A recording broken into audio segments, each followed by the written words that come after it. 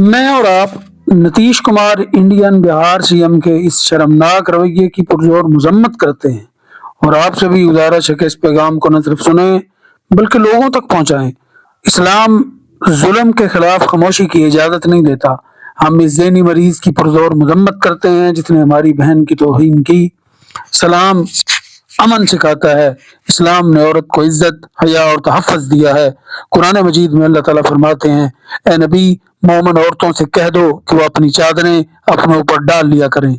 सूरतुल अहज़ाब आयत नंबर 59। हजाब औरत पर जबर नहीं है बल्कि इसकी शनाख्त, वकार और आज़ादी है। किसी भी औरत के मजहबी लिबास की बेहुरमती दरअसल इंसानी इज्जत और मजहबी आज़ादी की तौहीन है।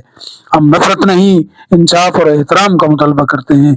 हजाब की तौहीन सिर्फ एक औरत की नहीं बल्कि इंसानियत की तौहीन है। हम एहतराम, इंसाफ और मजहबी आज़ादी चाहते हैं। हजाब इज्जत है, जुर्म नहीं। Hijab is an honour not a crime.